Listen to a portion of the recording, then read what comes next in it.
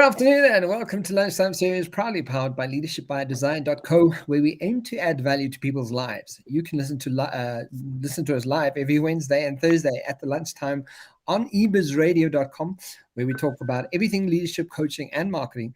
And you can listen to Lunchtime Series on all your major podcast channels today. In our marketing leadership segment today, we've got our marketing and communications expert and co-host, Craig Page-Lee. Craig, how are you doing? Kevin, I'm good, thanks. Oh, gosh, here we are, another show. Great to be back in the groove after a wonderful Easter long weekend. But yes, short weeks do put the pressure on. So it's just chin up and go forward, eh? But it puts me in a bit of a slumber every time I'm like having a long getting back into that rhythm is not easy. But I had a wonderful. I actually had the dolce far niente, the blissfulness of doing nothing for a couple of days. So I really loved it. So yeah, I mean, look, I wish I could say the same. I did have to sit in front of the laptop for a while, but great to be outdoors and having some fun during some of the days.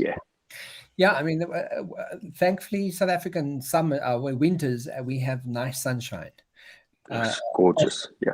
So during the day between 10 and 2, the days are fantastic, which we're lucky, I think. Yes, absolutely. But I mean, before we start off today's show, Craig, what are the reminders of or reminder points we can chat about what we spoke about last week? Yeah, Kevin, thanks. So last week we covered the topic of how consumer trends have actually shifted the past year. And the topic was fairly well defined in a report titled The State of Consumer Trends, How Data from 600 plus consumers shifted since 2002. The report was written by HubSpot staff and was published on the 27th of March, 2023. So again, really current content that we're picking up on. The key area of focus on the report were three biggest customer trend changes in the past 9 months, reviewing the period being May 2022 to January 2023. Kevin, the first trend here is engagement with the virtual world stayed about the same, but consumers are investing less money into virtual items or currencies. And here we learned that the attitudes haven't changed much over the past 6 months in respect of the metaverse, as both May and January surveys found that only 8% of US adults have actually ever visited a metaverse. 36% of consumers now say the metaverse is the future of technology, up 6% since May, and 33% say that the metaverse is an extension of reality, up 18% since May. Investment in the virtual currencies has, however, seen a decline, with only 50% who visited a metaverse buying cryptocurrency in January, a 35% decrease on the previous measure, and 60% who have visited a metaverse bought NFTs in January 2023, a 13% decrease in the same period. The second trend here is Gen X and boomers are warming up to social media as a product discovery or shopping channel, although TV ads and the internet search are still preferred. The January survey found that 46% of Gen X and 24% of boomers have discovered a new product on social media in the past 3 months, signaling a 10% increase for Gen X and as much as a 41% increase for boomers since the study in May 2022. 23% of Gen X and 6% of the boomers actually bought a product on social media in the past 3 months, signaling a 28% increase for Gen X and a 50% increase for boomers since May previously, Kevin. The key point here is to note that this group of consumers is willing to purchase products and services on social media, and this in itself is growing at a rapid rate. The third trend that changed the most is companies taking a stance on social issues has grown more influential on consumers' purchasing decisions since May 2022. And here consumers are making big purchase decisions based on what they know about a company's social or environmental advocacy. And this trend has increased over the past 6 months, with the report noting that it's essential to align your brand with the strong values that matter to you and to communicate those values to your consumers in a very clear, compelling, and meaningful way. And the net result here is that consumers often buy more expensive products and services than some other brands because they actually support the respective brands in environmental activism, Kevin. And those are the key reminder points from last week's conversation. Fantastic, Craig. Guys, if you want to go and check it out, go and check it out on the Lunchtime series. It gets posted every week, and you can check the whole video in conversation right there. But Craig, I believe that we're going to have an interesting conversation today. Yeah, absolutely, Kevin. While we have covered the topic in the past, in part of a broader conversation, the topic has gathered significant momentum the past year and is most definitely centered to many, many marketing conversations these days. So we're actually going to discover an in-depth understanding of what Generation Z actually is about, what their brand preferences and behaviors are, and how they're constantly influencing the world around them on a daily basis. I think that if it wasn't the millennials that were giving us gray hair, now it's the Gen Zs, right? So, yeah, that's an interesting statement. And as we sort of unpack the insights, let's see how true your assumption is there.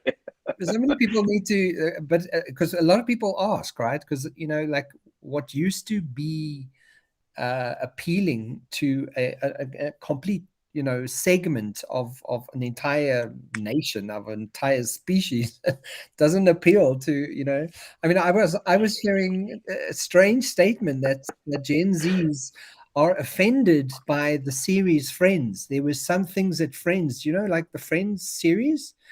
Yep. That they are offended by some of the stuff that happened in that show, and I'm going, what the hell happened in that show that was offensive? Like, so this is going to be. I'm interested. I thought this. I thought this would appeal to you. So to open the conversation, I want to look at some of the definitions on the topic being discussed, specifically some of the interesting statements from Wikipedia, which note the following. So Generation Z, colloquially known as Zoomers, is the demographic cohort succeeding millennials and preceding Generation Alpha. And research and popular media use the mid to late 1990s as the starting birth years and the early 2010s as the sort of the ending birth years. And most members of Generation Z are children of Generation X. But another really interesting reference, Kevin, from Wikipedia notes the following. As the first social generation to have grown up with access to the internet and portable digital technology from a young age, members of Generation Z, even if not necessarily digital literates, have been dubbed digital natives. Moreover, the negative effects of screen time are most pronounced in adolescents compared to younger children. Compared to previous generations, members of Generation Z tend to live more slowly than their predecessors when they were their age. They have lower rates of teenage pregnancies. They consume alcohol, but not necessarily other psychoactive drugs less often. Gen Z teenagers are more concerned than other generations with academic performance and job prospects, and they are better at delaying gratification than their counterparts from the 1960s, despite their concerns to the contrary. And one really great quote that stood out for me, Kevin, here is that the world Gen Z has inherited is one of unprecedented chaos. And yeah, this is such an appropriate statement, Kevin. Unprecedented. It is quite a big statement. But Craig, what these great references in place, what are some of the specific trends and insights about the Gen Z that you can share with us? Kevin, I came across many articles and reports addressing this very question, but thought to stick with one of my favorite and most trusted sources to provide these insights. And the article I'm going to reference is from McKinsey and Company, and it forms part of the broader McKinsey Explains series. The article is titled, "What is Gen Z?" and consists of content and insights from a number of other articles that were published on 20 March this year by McKinsey and Company, and it was compiled by a myriad of great contributors within that series. So the subtitle of the article notes an important thing here is that Generation Z comprises people born between 1996 and 2010. And this generation's identity has been shaped by the digital age, climate anxiety, and shifting financial landscape, as well as COVID-19. So, there are four important components that have shaped this generation, and therefore they are fundamentally different in relation to the question or point you made earlier on than any other generation preceding them. Yeah. The real message for the world, though, relating to this cohort, Kevin, is carefully articulated in the opening paragraph, which states the following. The digital first generation, which comprises people born between 1996 and 2010, is already shaping consumer, workforce, and societal trends. And organizations should pay attention. Gen Zers are looking beyond tangible products and actually trying to understand what it is that makes the company tick. And from my point of view, if ever there was a time for an organization to do some internal reflection and really question themselves what they stand for and why they're in business, is now, as the power is really in the hands of this generation to make or break those organizations, Kevin. Craig, but I mean, just as you mentioning the names and the years at least, what I'm also recognizing in 20 years from now, these are the decision makers, and because they growing up in a digital age with climate anxiety. I think by the time that we get to, you and I get to 70 years old or 60, 70 years old, that those decision makers are going to impact the planet to quite the extent, because they grew up with a world that was busy falling apart. Yes. And they would impact decision making processes. They would put in policies. They would attack, or approach at least business and the way that we do life on Earth very differently. Kevin, that's absolutely a reality. I think one of the biggest challenges here is we can't wait for them to get to that age to hopefully have this impact on the planet.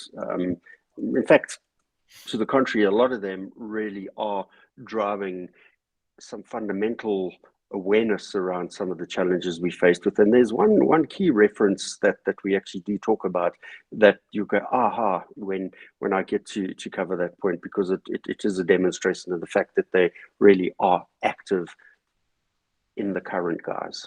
Yeah, absolutely.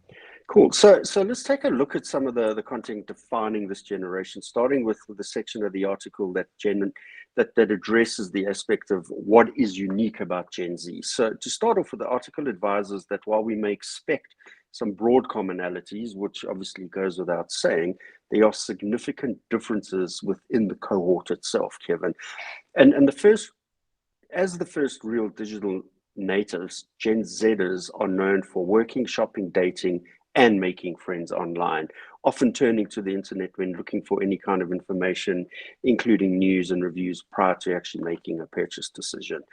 And a point that stands out for me here, Kevin, is that Gen Z has actually flipped seamlessly between sites, apps, and social media feeds, each one forming a different part of their online ecosystem. Gen Zers have grown up with social media and have learned to curate their online selves more carefully than prior generations have. As such, they're more likely to turn to trends of anonymity, more personalized feeds, and smaller online presence, even as they are consuming vast amounts of media online. And Kevin, again, for me, I spoke about the power in the hand of Gen Z. This really is truly important for brands to understand the online behavior of this generation, and in doing so can definitely help brands align more closely with Gen Z's needs, worldviews, and mind states, to tell the truth. A point that was raised, yes.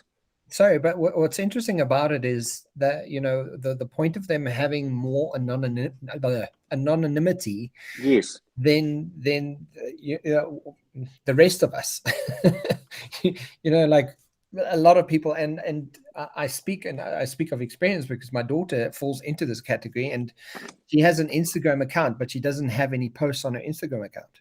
So what she does do is she'll chat to her friends, and she'll keep like photographs in her drafts, but she doesn't post anything. And there's just a sense, it's a different type of sense of just privacy, and it's strange to see how I use social media, but how my daughter uses it, and it's very, very different. So it's definitely a thing where people are approaching or using social media very differently to the way that we use it. Yeah, if I look at my son, he's 1 year out of the spectrum of age definition here, and he closed his Facebook account. He doesn't use Insta or Pinterest or any of those. He uses WhatsApp.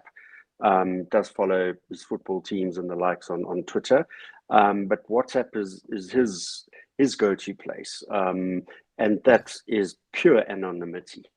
You know, it's Okay. really it's interesting that this immersive nature of digital media and buying online and things like that, they are able to hide within that world as well. It really is fascinating, Kevin. Yeah. The another point that stands out for me here, and you'll relate to this as well, is that Generation Z has really impacted on and spurred the growth of video sharing social media sites. In fact, to set some context, Gen Zers make up 60% of TikTok's 1 billion plus users, Kevin. And I know you have great affinity with TikTok. Phenomenal to see that 60% of the billion users. They use the internet to bond with people they know in real life and have only met online. Again, part of that anonymity aspect. This is a space where they can discuss their passions and interests with those who share them with them. Another point that really stands out for me is really important point here is that Gen Z is faced with an unprecedented behavioral health crisis, Kevin. And to quote the article, US Gen Zers surveyed by McKinsey report that the least positive outlook and the highest prevalence of mental illness of any generation, and European respondents report struggling with self-stigma. This pessimism is fueled by growing global unrest, wars and disruptions, financial crises, and educational interruptions due to COVID-19 pandemic. Feelings of climate anxiety are also widely reported. Many Gen Zers report that they think about the fate of the planet on a daily basis. And again, as I mentioned, this is an area of major concern, Kevin. And the question that I have is, what are the brands that they engage with, the companies they work for, the owners of the online platforms that they're actually spending their lives immersed in, doing to help these youngsters overcome this reality? Craig, but with it being such a concern, it is a concern. But which brand? Like, because now eh, marketing is marketing, right? So if you can solve a problem, uh, you've got the client on your side. And if this is if climate anxiety, self stigma, mental health, if a brand jumps on that bandwagon and actively gets involved with standing behind this cause, that would really speak to that brand and that brand's capability and influx in such a way. So as much as it is a problem, it's an unbelievable marketing opportunity for a brand, for someone, for a major big brand to really step into those shoes and fill them. Absolutely. And, again, going back to the conversation about a year ago, when we looked at the various classifications across the generation spectrum, we did pick up that in this particular cohort, there are some brands that are really doing some great stuff. There's some singers that are creating programs, singers that have had mental challenges themselves that are creating programs for engagement to help overcome some of these challenges, and on helplines and things like that. But when you look at all of the touch points that not just this generation but all generations are engaging with, what are the brands in each of those respective individuals' repertoires? And if every one of those brands was making an effort to put something positive back into the universe to help these youngsters overcome those challenges that they're faced with, gosh, it shouldn't be left up to one brand. It should be all brands stepping forward with some kind of reality sense check to help them. And most definitely the online platforms that they're making millions from advertising revenue on. What are they doing in terms of moderation? cutting you off when you've immersed too much, when you got into a negative state, and just feeding you some positive commentary and content to shape and bring back positivity into the headspace and things like that. I don't have the answer, but I believe that the collective could make a much bigger contribution to helping this generation overcome some of those key challenges of financial crises, educational interruptions, etc., etc., etc. And also to add to what you're saying is which one of those brands are going to start making it cool to look after the planet, so it becomes if you're not looking after the planet, you kind of like you're not cool. And I think this generation and the one just behind it are definitely the people to do that, right? To make looking after the planet a really cool kind of thing to do. And it's a way of life, and it's how we do life now, kind of approach. And obviously a brand like Patagonia just jumps to mind for me because it is one of the foremost and front of mind brands that are making a fundamental difference. Their business strategy, the way they manufacture their clothing, the reinstatement and use of secondhand components, etc. The challenge there is that brand is really only prevalent in certain markets, and in a country like South Africa, I can tell you now 90% of this generation won't know who on earth Patagonia is as a brand and how to access the brand and represent what the brand stands for. So that in each region and each market, we need to find brands that have relevance to the localization of that thinking around the world. And that's going to be a little while still. Yeah, absolutely. Yeah, but let's take a look at the next point, Kevin. And this point here is, how are Gen Zers different from millennials? And the article opens on this point with a very clever definition of individuals. And it states that the Generation Z and millennial difference, namely people who were born shortly before the turn of the century, or at least of the millennium, they are often referred to as zillennials or zillennials.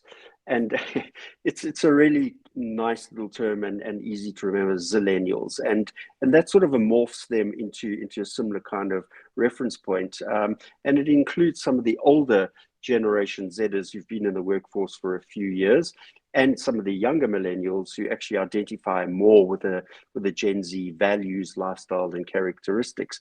Interestingly, though, Gen Zers generally do have their own formative experiences, which are quite distinct from those of the millennials. And the article focuses specifically on American Gen Zers for this point, Kevin. Whilst they do, I do believe there is much overlap with Gen Zers around the world when it comes to how they actually differentiate themselves from their older counterparts. And the article notes these key differences. So firstly, they are generally more pragmatic with both complicated idealism and worries for the future. Gen Zers dream of personal career fulfillment, but expect economic struggles. They have less positive life outlooks with lower levels of emotional and social well-being than the older generations. They are more interested in belonging to an inclusive, supported community. They are more individualistic with stronger sense of personal expression. And they are more politically and social active, advocating for what they believe on social media. Well, what's interesting though, looking at the Americans, and I think for them it's, and that's why this whole TikTok situation has become such an issue, because TikTok doesn't curb or block what people post, so I think the Americans, as a nation, are struggling, and the governments are struggling, because the people are, if you look at, the more individualistic, the more politically and socially active that people are becoming, based on the fact that their exposure to the information that they're being exposed to is not just Facebook and not just, control to that degree. Yeah. You have everything and anyone's opinion now. I often follow people just chatting about UFOs and how many governmental people have spoken, have hidden stuff about, UFOs and aliens. And I'm kind of going, well, maybe we actually do have aliens on this planet already, and we just don't Yeah. know, based on the fact that so much has been hidden. And the thing is, big brands know that that's the behavior and the psyche of humans can be influenced and swayed by using language and using information in a certain way. So it's no surprise that that this is the sort of the outcomes that are starting to show up in this segment of people, because information is being shared differently than it has ever before, which is a really good thing, I think. Yeah, yeah, absolutely. But what I'm quite intrigued is to look at the meaning of the word inclusive and supportive community in respect of this information that's out there now. What are those?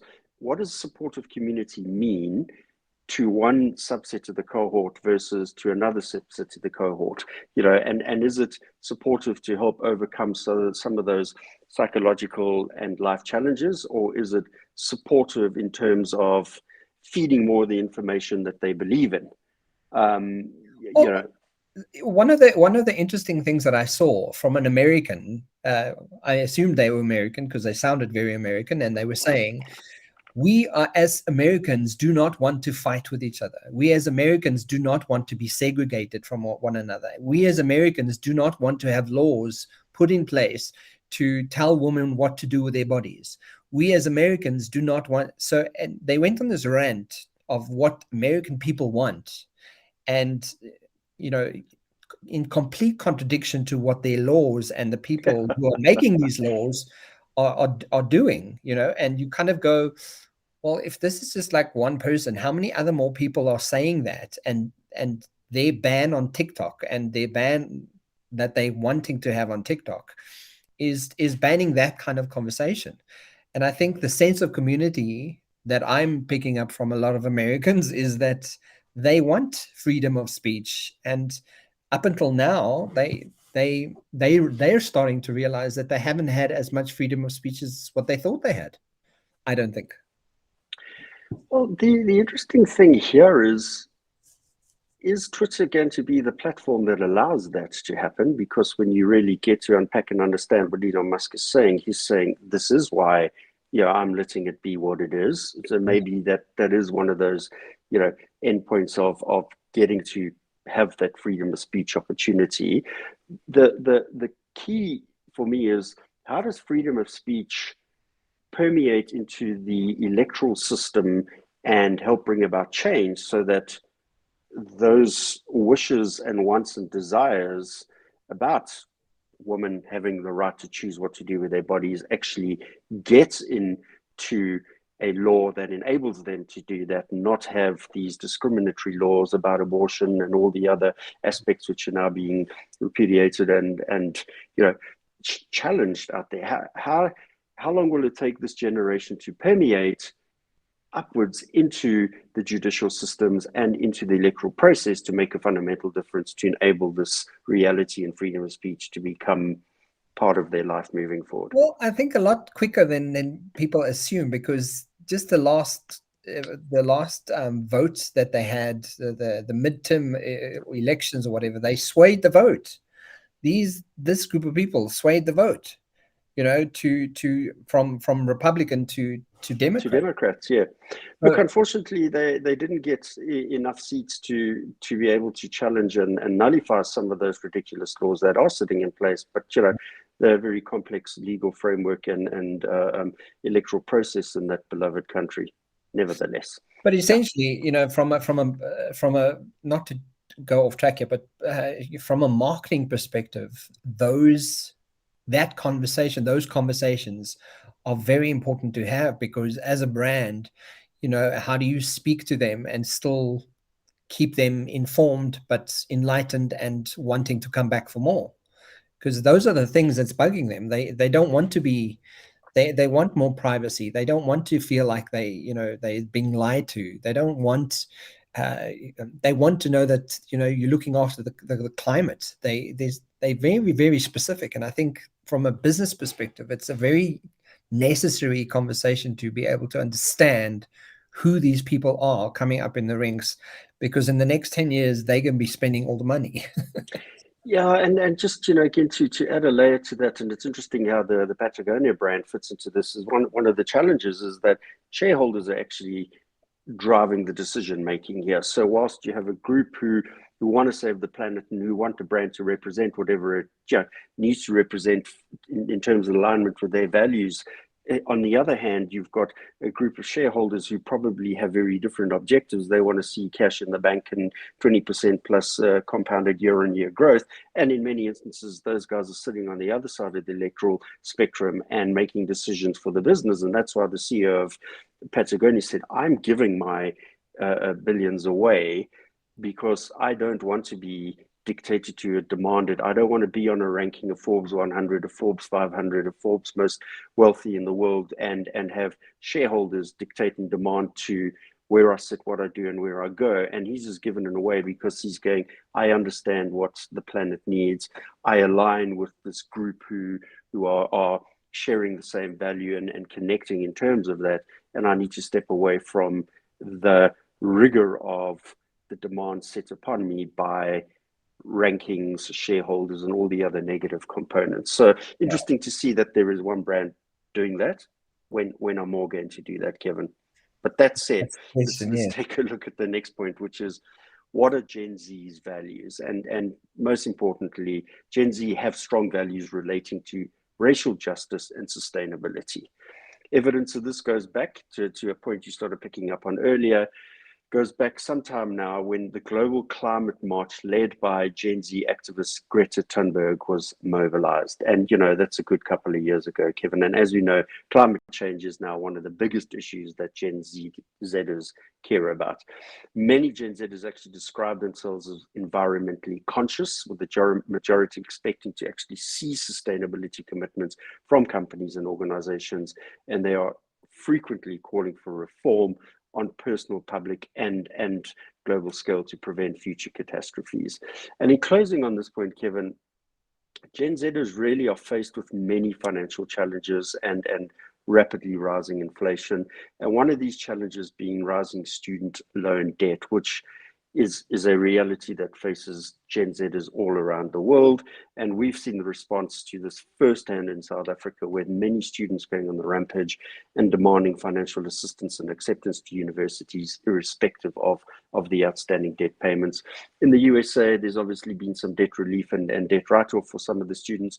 We don't have the benefit of doing that based on the constrained economy we have, but this is a reality that these youngsters are living with. Yeah, I mean, Greg, I'm so glad that this is a point of discussion, because I can refer clients to this and say, go look at this. You need to know this. You need to know more about the Gen Zers. So as we end today's show, what can you share as the key takeaway points for our listeners? Kevin, I want to reference a report that I came across on GWI.com, which is the marketing blog section for our key takeaway points today. And just again, to set some context, GWI is a leading audience targeting company for the global marketing industry, and they deliver reports and insights on how consumers think. The report's titled 7 Characteristics of Gen Z in 2023. It was written by Amelia Henderson and published on February the 15th, 2023. The 7 points are noted as follows. So the first characteristic here is that they are money-driven and ambitious. So 29% are more likely than other generations to say that they are money-driven ambitious, with 63% saying that they want to save more money over the next 3 months, again, ahead of any other generation. Gen Z want support from their banks on the best way to budget and adopt their spending habits. But unfortunately, only 55% say they get this from their banks. So big opportunity for banks to step in and be one of those brands that can actually make a difference. Characteristic 2 is they love to travel. Gen Z believe the vacation will bring more joy to their lives in future, and are more likely than older generations to say that they've actually purchased a vacation in the last 6 months. I can really relate to that. Gen Z are more likely than everyone else to say that influenced by social media posts when looking for inspiration for their next vacation. And they also rely heavily on reviews when deciding where to stay, with over 30% saying that the reviews from other people matter most to them when actually booking accommodation. So really great for Expedia and brands like that. Characteristic 3, they're prone to anxiety. They are most likely to report having a mental health issue over any other generation, and 29% of Gen Z say they're prone to anxiety. There's been a 25% increase in the number of Gen Zers saying they experience stress, anxiety regularly in the US alone, and with social media being a key contributor, as about 20% of Gen Zers say this causes them anxiety. And, you know, when they're living their lives in the online world, this doesn't come as a surprise, Kevin. Characteristic 4, they are known to set boundaries. Gen Z reject the hustle culture as having a work-life balance is of paramount importance for them, and 72% of Gen Z believe that being productive is important, and setting work-life boundaries is essential. Gen Z also value mentorship, which I really like this point. They're 37% more likely to want the ability to mentor or train others and want the opportunity to work with clients or customers. So they really want to be, face-to-face, front-end enabled, which is great. Gen Z are 33% more likely to say this than other generations, highlighting the appetite to share knowledge and work collaboratively. And that's really a great point. Characteristic 5 is they're avid gamers. No surprise here. Gaming is a hugely popular pastime for this group, with almost 90% playing games on any device.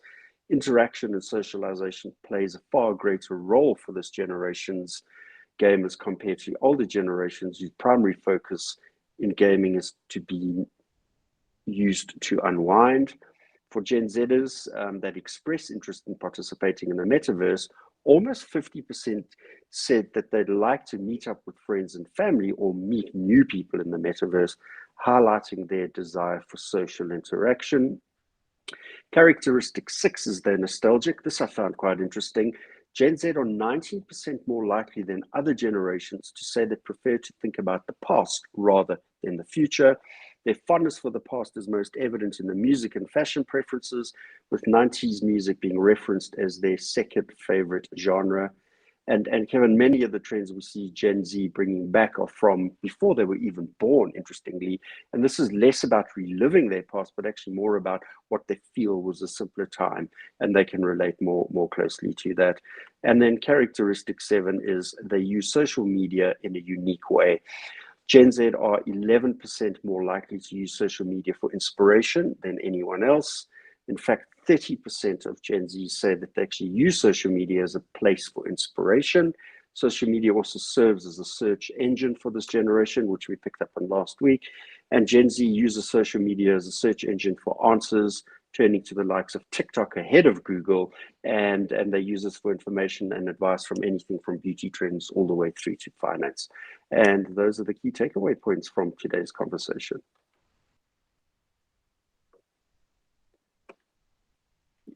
You're on mute, Kevin. Man, this mute situation.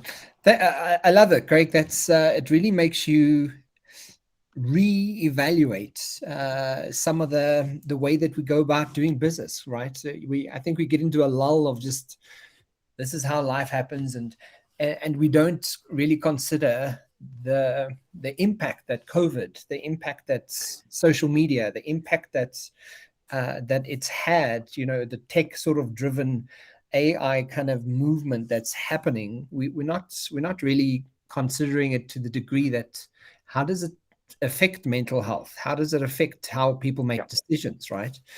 And I think it's a necessary conversation to have, and I think building awareness around it like we are doing now is just a very small part in playing towards that narrative and to make the conversation a reality.